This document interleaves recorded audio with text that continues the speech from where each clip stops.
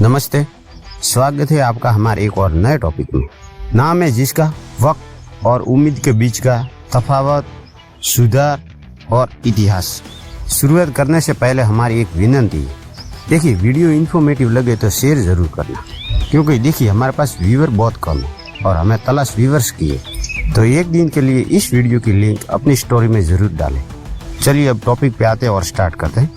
वक्फ को किसी भी व्यक्ति द्वारा किसी भी चल या अचल संपत्ति को मुस्लिम कानून द्वारा पवित्र, धार्मिक या धर्मार्थ के रूप में मान्यता प्राप्त किसी भी उद्देश्य के लिए स्थायी रूप से समर्पित करने के रूप में परिभाषित किया जाता है।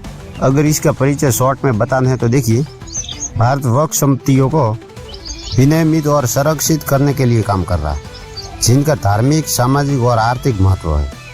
वक्फ का पहला प्रमुख कानून वक्फ अधिनियम 1954 में बना था।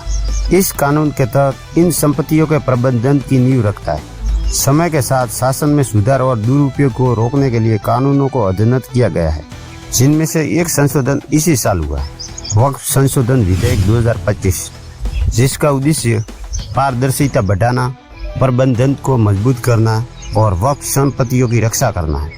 ये सुधार वैश्विक सर्वोत्तम प्रथाओं का पालन करते हैं। केंद्र सरकार द्वारा लागू वक्फ अधिनियम 1995, जो वर्तमान में वक्फ संपत्तियों को विनियमित करता है, जिसमें मुख्य 3 प्रशासनिक निकाय हैं।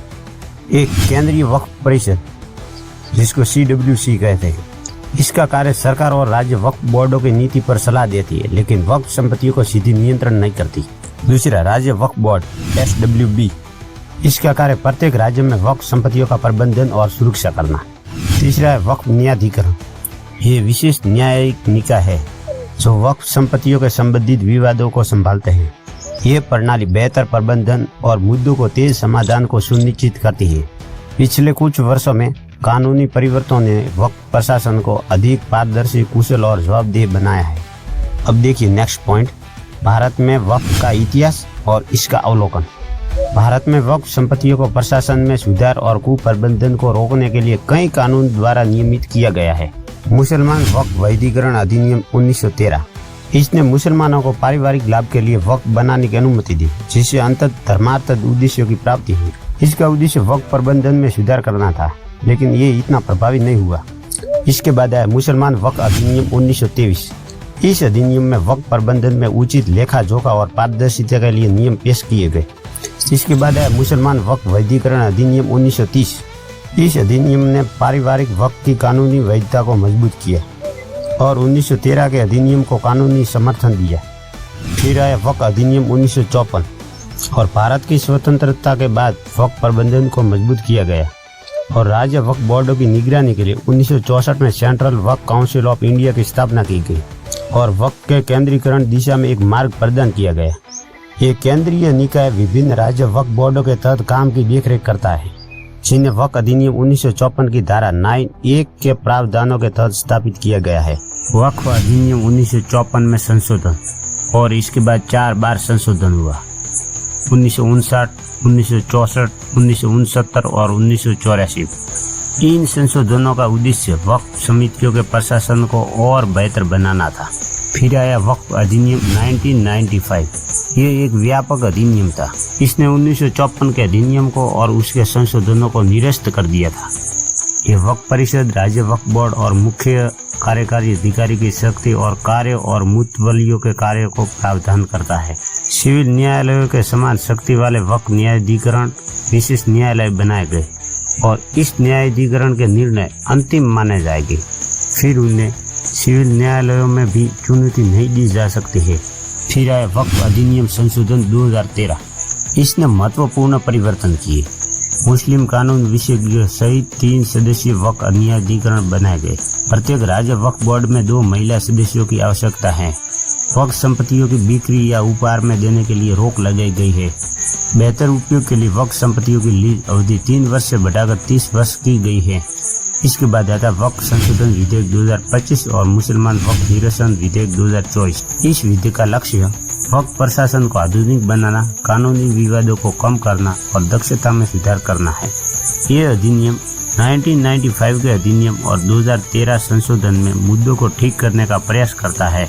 फिर नेक्स्ट पॉइंट आता है अल्पसंख्यक मामलों में मंत्रालयों की योजनाएं। पहली, कौमी वक्फ बोर्ड तरक्की योजना। दूसरी, शहरी वक्फ संपत्ति विकास योजना और अल्पसंख्यक मामलों में मंत्रालय। ये भारत सरकार के माध्यम से कार्यान्वित की जा रही है। ये दोनों योजनाएं राज्य वक्फ बोर्डों के स्वचालन और आधुनिकीकरण के लिए हैं।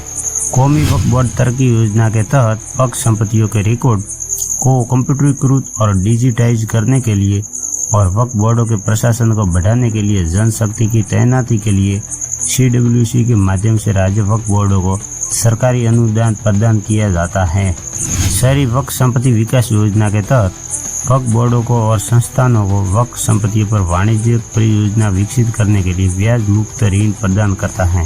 इस दोनों योजना के तहत 2019-20 से 2030-24 तक क्रमशः 23.87 करोड़ रुपए और 7.16 करोड़ रुपए खर्च किए गए। अब चलिए भारत में वक्फ संपत्तियों का अवलोकन करते हैं। देखिए, इसमें एक वामसी पोर्टल आता है जो एक भारत में वक्फ संपत्तियों और उनकी स्थिति के बारे में जानकारी प्रदान करने वाला एक ऑनलाइन सिस्टम। और इस वामसी पोर्टल पर उपलब्ध आंकड़ों के अनुसार 30 राज्यों, केंद्र शासित प्रदेश और 32 बोर्डों ने बताया है कि 8.72 लाख संपत्तियां हैं जो 38 लाख एकड़ से अधिक क्षेत्र को कवर करती हैं। 8.72 लाख संपत्ति में से 4.2 लाख उपयोगकर्ता द्वारा वक्फ है और शेष वक्फ के लिए 9,279 मामलों के लिए स्वामित्व अधिकार स्थापित करने वाले दस्तावेज वामसी पोर्टल पर अपलोड किए गए हैं और केवल 1083 वक्फ डीड अपलोड किए गए हैं। अब देखते हैं निष्कर्ष। भारत में 1913 से 2024 तक वक्फ कानून में हुए बदलाव समाज के लाभ के लिए वक्फ संपत्तियों की सुरक्षा और प्रबंधन के लिए एक मजबूत प्रयास को दर्शाते हैं, साथ ही एक उचित प्रशासनिक प्रणाली सुनिश्चित करते हैं। प्रत्येक कानून का उद्देश्य वक्फ बंदोबस्ती के मुख्य उद्देश्य को बनाए रखते हुए वर्तमान समस्याओं का हल करना होता है। वक्फ संशोधन अधिनियम 2025 जो वक्फ प्रबंधन को अधिक पारदर्शी, जिम्मेदार और समावेशी बनाने की दिशा में एक महत्वपूर्ण कदम है। वक्फ संशोधन विधेयक 2025 के प्रावधान और मुख्य परिवर्तन। वक्फ संशोधन विधेयक 2025 जो भारत में वक्फ संपत्तियों के प्रबंधन और समावेशिता को बढ़ाने के लिए कई महत्वपूर्ण परिवर्तन प्रस्तुत करता है। वक्फ संशोधन विधेयक 2025 में पेश किए गए मुख्य संशोधन इस प्रकार से हैं। पहला, उम्मीद के रूप में एक नया नाम।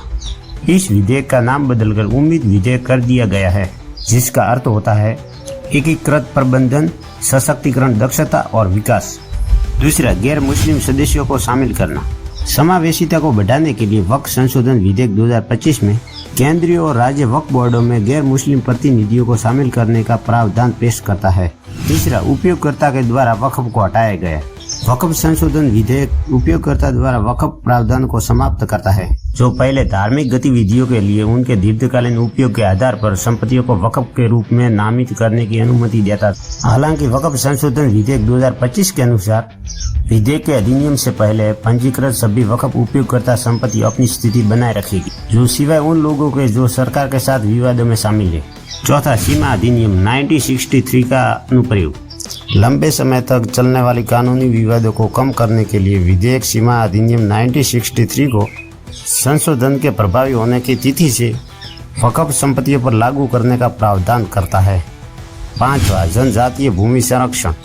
वक्फ संशोधन विधेयक 2025 स्पष्ट रूप से जनजातीय समुदाय के अधिकारों की रक्षा के लिए संविधान की अनुसूची 5 और अनुसूची 6 के दायरे में आने वाली भूमि पर वक्फ की स्थापना पर रोक लगाता है। छठवां, वक्फ न्यायाधिकरण की संरचना। इसमें प्रारंभिक मसौदे में वक्फ न्यायाधिकरण को 2 सदस्यों तक कम करने का प्रस्ताव था। सातवां, संशोधित वक्फ संशोधन विधेयक संयुक्त संसदीय समिति JPC की सिफारिश के आधार पर 3 सदस्यीय संरचना को बरकरार रखता है। आठवां, सरकारी संपत्तियों की जांच। वक्फ संशोधन विधेयक 2025 में यह अनिवार्य किया गया है कि वक्फ के रूप में दावा की जाने वाली किसी भी सरकारी भूमि या संपत्ति की जांच कलेक्टर से उच्च रैंक के अधिकारी के द्वारा की जाएगी, जिससे अधिक पारदर्शी और आधिकारिक समीक्षा प्रक्रिया सुनिश्चित होगी।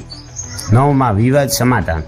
संपत्ति विवादों के मामलों में एक वरिष्ठ सरकारी अधिकारी के पास ये निर्धारित करने का अंतिम अधिकार होगा कि संपत्ति सरकार की है या वक्फ की, जो मौजूदा वक्फ न्यायाधिकरण की जगह लेगा। नेक्स्ट पॉइंट, अपील तंत्र। इसके अलावा वक्फ संशोधन विधेयक 2025 में वक्फ न्यायाधिकरण के निर्णयों के खिलाफ उच्च न्यायालय में अपील की अनुमति देने वाला प्रावधान पेश किया गया है। जो वर्तमान अंतर को संबोधित करता है, जिसमें उच्च न्यायालय को केवल सीमित पुनरीक्षण शक्तियां दी गई है। नेक्स्ट पॉइंट आता है बढ़ी हुई पारदर्शिता। वक्फ संशोधन विधेयक 2025 में मूतवलियों को 6 महीने के भीतर एक केंद्रीकृत पोर्टल पर सभी संपत्ति विवरण पंजीकृत करने की आवश्यकता के द्वारा वक्फ संपत्तियों को बेहतर प्रशासन पर जोर देता है। फिर नेक्स्ट पॉइंट आता है वित्तीय सुधार। वक्फ संस्थानों को अधिक वित्तीय लचीलापन प्रदान करने के लिए विधेयक वक्फ बोर्डों को उनके अनिवार्य योगदान को 7% से घटकर 5% कर देता है, जिससे अधिक धनराशि धर्मार्थ गतिविधियों की ओर निर्देशित की जा सकती है। फिर लास्ट पॉइंट आय ऑडिट।